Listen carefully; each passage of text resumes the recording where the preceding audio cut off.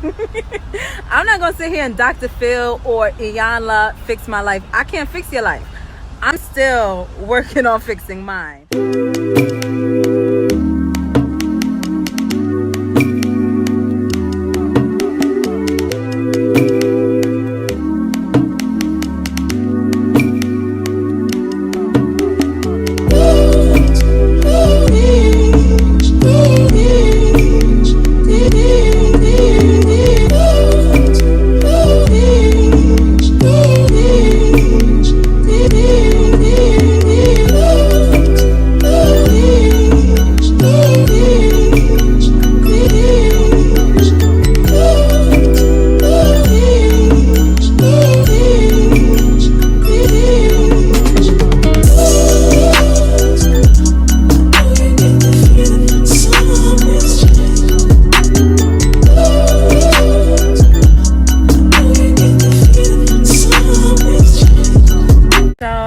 Today is Father's Day, and it's been a beautiful day. It's such a beautiful day today. For today, I just really wanted to just really think about my father, because this year is going to be 10 years since my father passed away, but there's still so much that I wish I could have known about my dad while he was still alive. So even though I did have a relationship with my dad while he was alive, I feel like my dad was such a complex person to understand and such a complex person to know, because I feel like my dad literally lived in a completely different realm where I wasn't yet in that place. My dad was very spiritual. He was very much a man of God, and I wasn't there. I really wasn't there yet. I wasn't really walking with the Lord like that. I mean, I was, but I wasn't. I just wasn't all the way in the way that my dad was all the way sold out. And so I feel like when my dad was alive, it just was different, because his whole life was about God, and I was a little kid, so I really didn't understand things of the spirit like that. I really just couldn't grasp him. I hope y'all can't see my quarantine armpits. Anyway, my dad was just very different. He was like kind of like a puzzle to me. Like it's like he was such an enigma. It's like he was such a puzzle. It's like he was a riddle that I was always trying to understand and figure out, and I never could understand and figure him out. And even still to this day, I'm still trying to understand the fullness of who my dad was. And so I just pretty much just told God, like, you know what, God, like, today I just want to spend time with you. And since you knew my dad, like, I just want you to reveal something about my dad that I didn't know before. So I literally just, went home, grabbed some pictures from my dad, and I came to one of my favorite spots to just sit with the Lord and just talk and just, reflect, meditate, whatever, just spend time with him. So, and just reflecting about my dad, and also just doing a lot of deep soul work, which has been what I've been doing for a long time, but even more so now with this whole quarantine and just thinking about a lot of things. I'm in therapy. I'm in counseling too. So my counselor has been helping me. My therapist, I don't know what to call her. She's just an amazing woman of God who's helping me do my soul work. But she's just been helping me really just dissect my story and understand, like, my parents, my history, why things were the way that they were, and why things needed to be the way that they were, and how to just come to terms with my story and not feel angry about the things that happen, So even with just doing that, I've been, understanding my parents a lot more. And in me understanding my parents a lot more, it's helped me to give them a lot more grace, because you can't get mad at somebody for something they did not know. And my parents truly, honestly, I don't think they really intended to ever be dysfunctional. And I know for a fact that when my parents got married, they never desired to get divorced. They never desired for their family to fall apart. They did want to have a good, godly, Christian union and have a family. But when I look at both of their stories, both of my parents had different types of upbringings that really didn't allow them to even grow up witnessing what a healthy relationship looks like or what a marriage looks like. You know what I mean? So on my mom's side, she didn't have an example. On my dad's side, he didn't have an example either. So I think for the two of them, just trying to do something that was never modeled to them before, it was a challenge, because marriage already is a challenge. Then, you know, the enemy loves to fight against Christian unions, all types of stuff. The world tries to fight against it. Issues arise. So it's like when you don't have an example and you don't have support and you don't have the knowledge, you know, like, of course it's going to be hard to stay married. So my parents, you know, relationship did fall apart. But I think for me, I spent a lot of time being disappointed that I didn't have the kind of relationship with my dad that I wanted to have. And I spent a lot of time just being disappointed. And I was a kid, honestly. Like, I was a little child. I didn't understand, you know, I didn't understand perspective. I didn't know their story either as a child.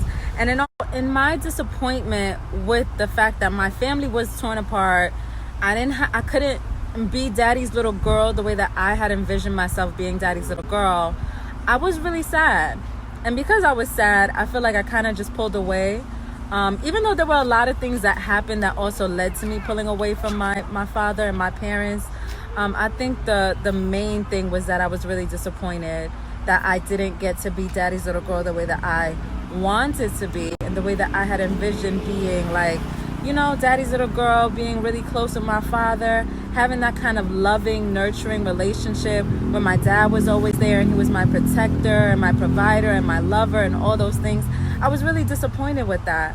And it's taken me a long time to even realize that I spent a lot of time being disappointed because I had the wrong perspective. You know, of course I was a child, so I thought as a child. But in now me being an adult and being able to think as an adult, and also just knowing the struggle of adulthood, okay? Because it is not easy to be an adult, okay? But just thinking about the struggles that come in being an adult, and then also thinking about, okay, like, what other struggles come, like, with starting a family, being a wife, being a husband, having children. Like, I could only imagine, like, what my parents went through, and I could only imagine just their issues. I know there's a lot that I probably will never know, but even just me being an adult now and being able to, like, see the type of issues that I've experienced and the feelings that I've experienced and all the different experiences that I've experienced, okay?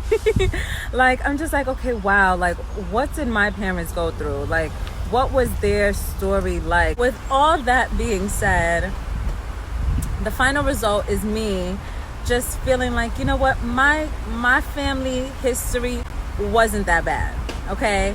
Yes, I had a broken family. Yes, my parents were divorced.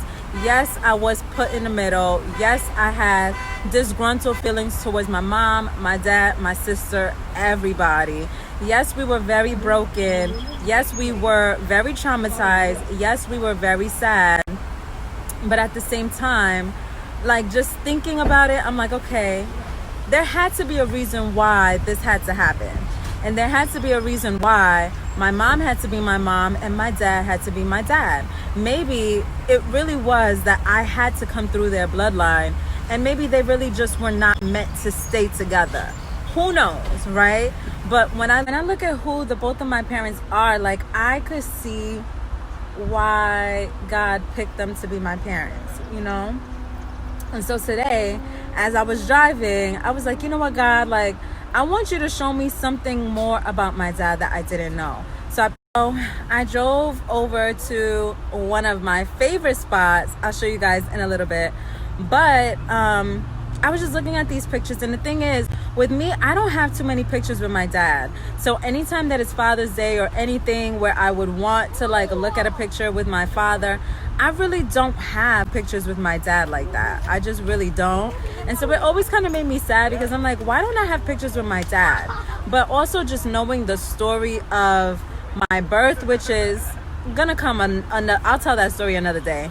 But, like, I kind of have some ideas, as to why I don't have too many pictures with my dad. So I picked out a picture with my mom, my dad, and my sister. And then I found some pictures of me. And I have one picture of my dad that he made sure that me and my sister had. So we both have like our own little like picture album. And the first picture that he put in the album that he gave to us was his picture. So these are the pictures that I found today. What's this on my dad's face? You can clean this. So these are the pictures that I found today in some of my photo albums. And this one is my dad, my mom, and my sister when she was a baby. Look at her. So I think this was my sister, maybe her christening or something, or maybe they were just in church. I don't know. But what stood out to me in this picture was the smile on my mom's face. She looked really happy in this picture. And what also stood out to me was the fact that my father is out of focus, but my mom is so clearly in focus. And I feel like for me, that kind of like captures my dad well, because my dad was somebody who was very hard to capture. Like I feel like my dad was such a dynamic character. It's like you cannot, like you literally cannot describe my dad in one word. Like he was a very dynamic character. He was very hard to capture. He was hard to understand, but at the same time, he wasn't. I don't know. It's so hard to explain, but I like the fact that my father was out of focus in this picture, but he's still so intently looking at the camera. And my mom is in focus and she just looks so happy. And I don't know, it just kind of made me happy to see this picture, because it showed me that, you know what, there was a moment in time when they were happy. Because even though my dad doesn't look like he's smiling, like that's my dad's smile. Like my dad was not a man that would smile like cheek to cheek with all his teeth showing like that. So I feel like this look on his face is probably the most smile that you probably would have gotten out of my dad, because he was very, very serious and strict. So I love that picture. Then I found this picture of baby Uni. This is me, swaddled in my little baby blanket. So I thought this picture was cute. I don't even remember this picture, honestly. I found it today, but I thought it was just cute because I was cute. Look at my little self. Yeah, that was me. And then this is me when I was a little bit older. Clearly, I was still a little baby toddler. But I like this picture because I feel like it captured my curiosity. I don't know what I was looking at, okay? I don't know what I was looking at and what I was about to do. However, I know that look. And I looked like I was about to get into some trouble. Like I looked like I was thinking about doing something. I don't know what was in the corner of my crib. I don't know what I saw. Maybe I was entertaining angels. Maybe I saw a spirit of God. I don't know what I saw, what I was about to do.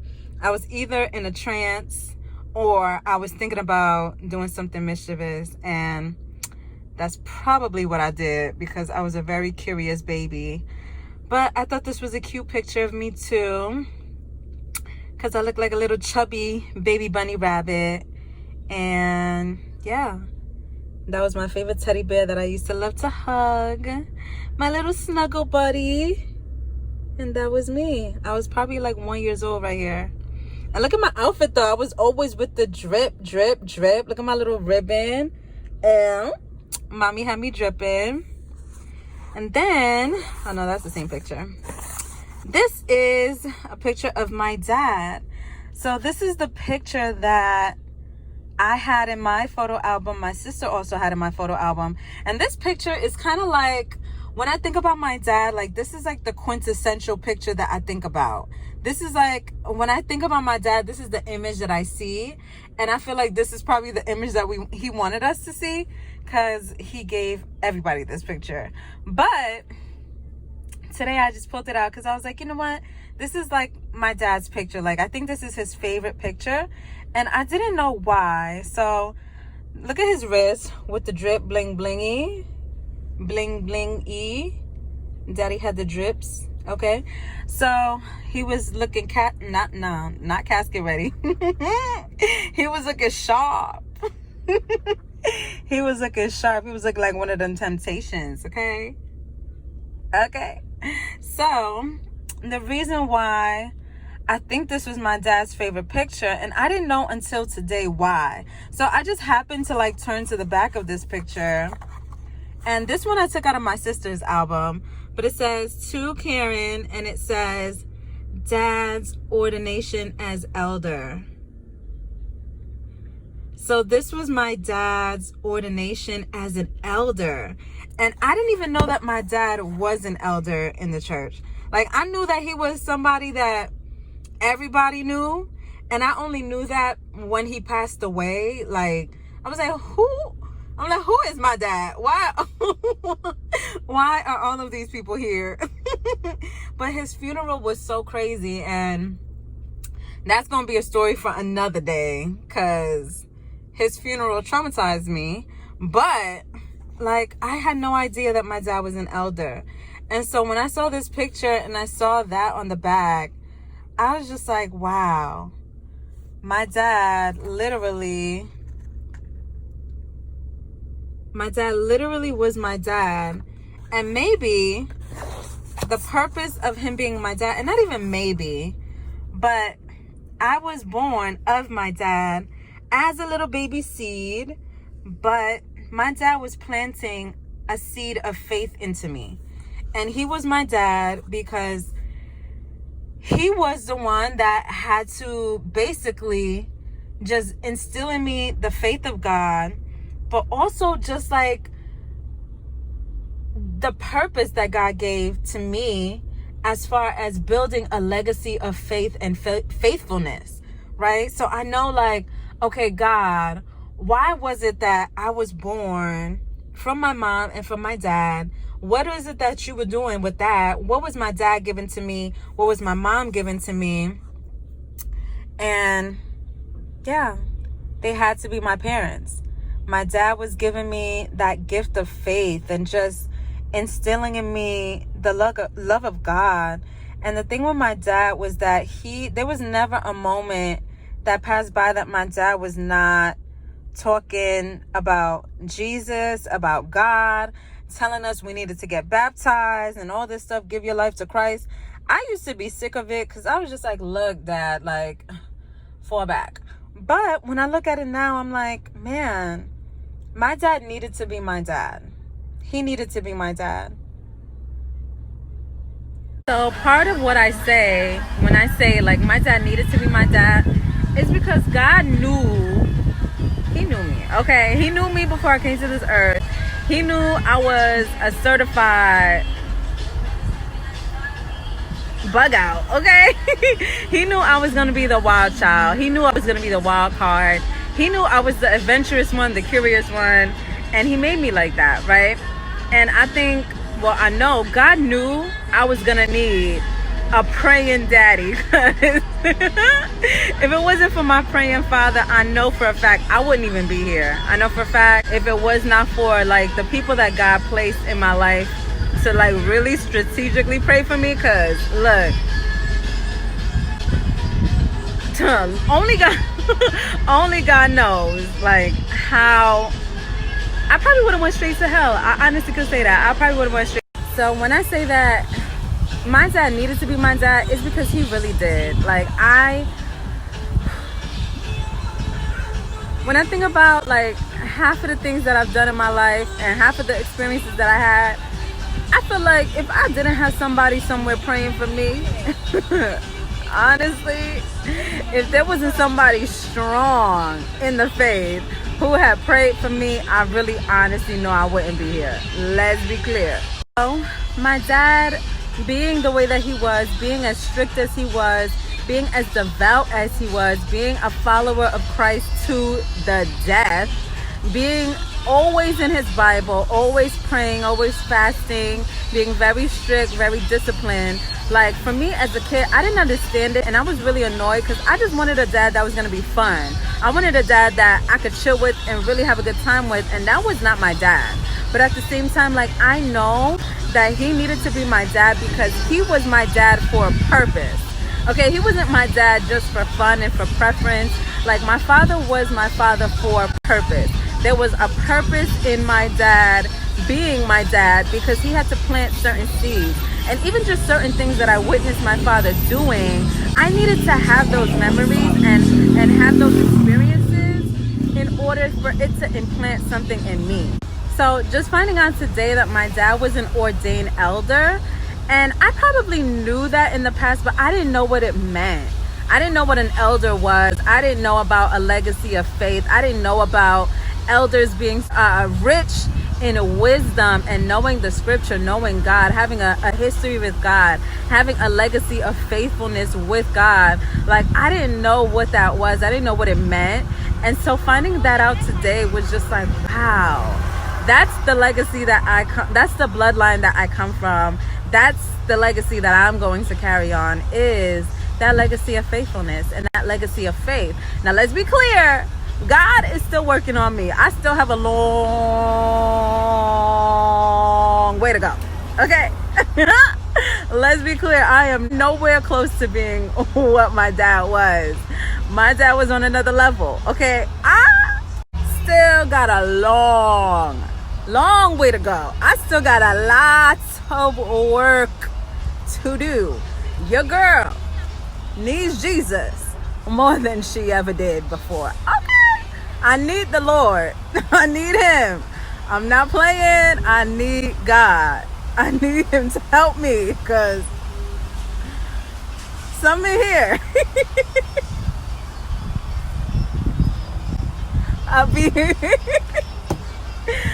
need the Lord. I need him. Okay, I'm not playing. So, even though I know, like, I came a long way. The last time I used to come to this spot like that, I used to be a weed head. I used to be smoking blunts. I was lost. I was confused. I came a long way. I'm a woman of God. Like, I'm really saved. I love the Lord. I walk with him. I came a long way, but I still have a long way to go. But at least knowing, like, the legacy that I'm called to carry, and even just, like, me having the desire for a godly family, like, that's because of the legacy that I'm called to carry out.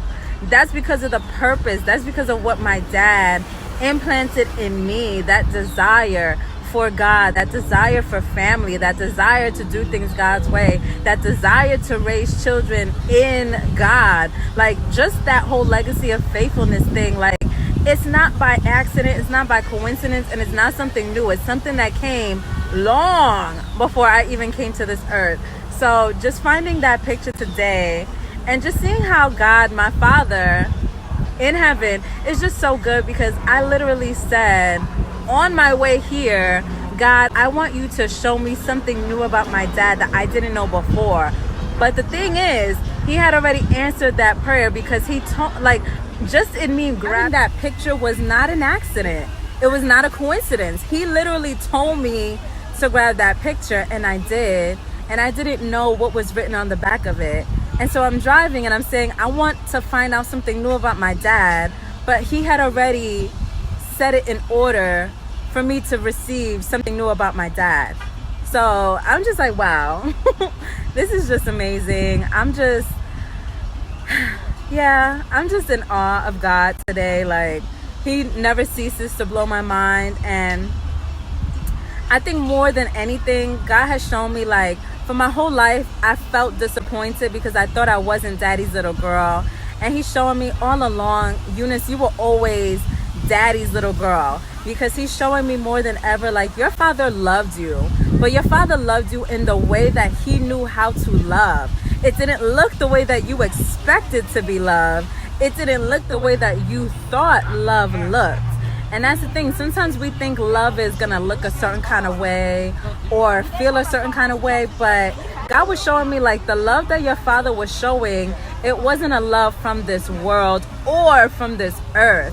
My dad loved me in a spiritual way, to where he loved me so deep. He wanted my soul to be saved. He wanted my spirit to be saved. He wanted me to know the Lord. He really faithfully was consistently planting seeds into me. And even when it wasn't looking like anything was happening, and it didn't look like none of the seeds were even taking root or being planted, and I do sometimes feel sad that my dad died before he saw me actually really walk with the Lord. I know that he spent his whole life sowing seeds, and sowing seeds in prayer, sowing seeds through conversation, also sowing seeds through his letters, because my dad, when my parents got divorced, because we didn't get to see him that much, my dad always wrote letters to me and my sister. So I don't even know if it was every week, every month, what, but my dad was always writing us letters. And so I have a whole stack of letters from my dad that I have to find. So in every letter that he always wrote, he always made sure to always speak about the Lord, and always invite us to literally surrender our lives to Christ. From when I was like a little girl, like 5 years old, and I used to be sick of it. I used to be really annoyed because I was like, oh my God, Daddy, like, I used to be rolling my eyes. I did. Because I feel like for me, like, I hate when people repeat things and beat a dead horse. I was just like, you're doing too much. But when I look at it now, I'm like, my dad was fulfilling the purpose of sowing seeds of faith into me. Like, that was what God put him here on this earth to do, is to sow seeds of faith into me and my sister. With every single one of those letters, my dad was sowing another seed of faith into me and into my sister. So I definitely need to find some time to like ransack through the house and look for those letters, because I had letters from like literally when I was 5 years old, like the early 90s, from my dad, you know, writing to us and stuff like that. So yeah, so today has been a really rich day.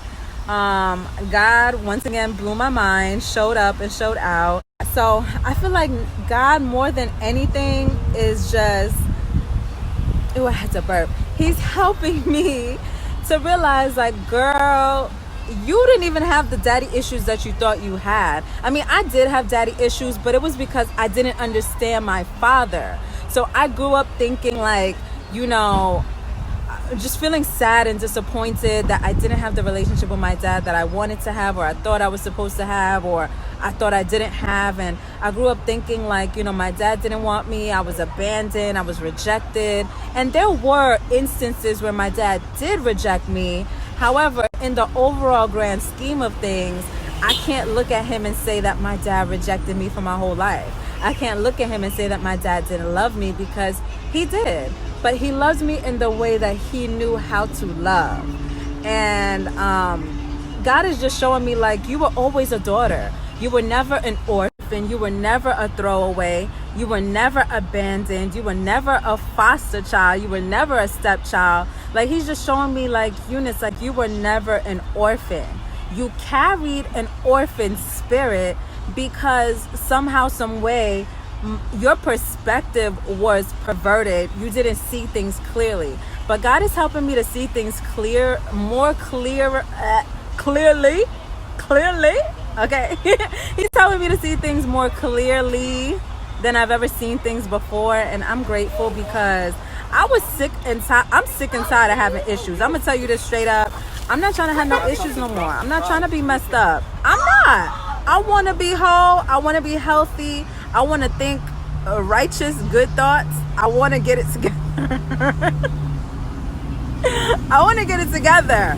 So God, he's helping me to see, like, girl, first of all, half of these issues that you thought you had is because you didn't know how to even think clearly.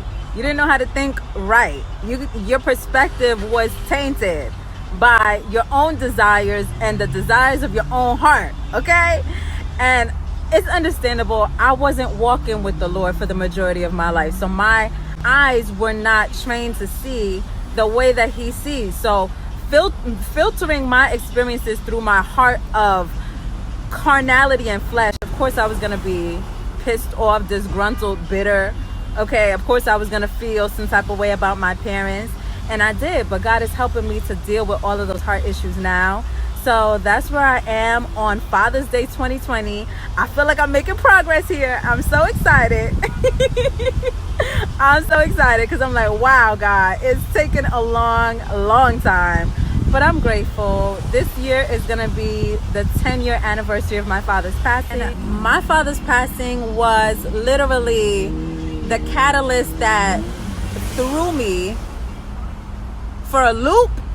I lost myself, almost didn't find myself, almost jumped off the deep end. I mean, when my father passed away, I really did lose myself. So for me to make this progress in the 10-year anniversary of my father's passing is huge for me, because it's just showing like God completely turned the page. He completely rewrote, not even rewrote the chapter, but he redeemed, the story. He restored, he changed these things that I thought once were. He changed those things. So I'm just so grateful. I'm grateful to be Daddy's little girl. I'm grateful to be my father's little girl. And I'm also grateful for God, my Father, Abba Father, because I'm also his little girl. Let me tell you, I am God's spoiled daughter, okay? Because I know my daddy gives me whatever I want, okay? And he gives me the best, because I will settle for nothing less. So I'm just so grateful that one of the things that is so huge in this world, which is the daddy issue and the daddy wound, I'm just so grateful that God is really just healing those places in me, because like I said, I was sick and tired of being sick and tired of being sick and tired of myself, okay? So I'm just so grateful. This has been a wonderful, beautiful day, and I'm about to go walk on the bridge, not the bridge, but on the rocks, and just spend more time with my father. So that's just my Daddy's Day, Father's Day blog for 2020. And yeah, I'm just excited for everything that's coming my way. So thank you guys for watching my blog. Oh, I got a burp. Oh my God, I'm sorry, y'all. I'm so sorry. I was over here eating tostones and garlic sauce, tostones and some garlic sauce with some sriracha. I brought my sriracha out the house. I got my sriracha. I was eating empanadas, so it's coming up. But I thank you guys for watching my blog. Maybe I'll do another one. I don't know. I'm still working on the father thing, so I'm not about to give anybody any advice because I'm not there yet. You know what I'm saying? But thank you for listening to my testimony and my experience. I'm not going to sit here and Dr. Phil or Iyanla fix my life. I can't fix your life. I'm still working on fixing mine. So with that being said, I'm about to go walk on the rocks. And thank you for watching. Like, subscribe, comment, and come back.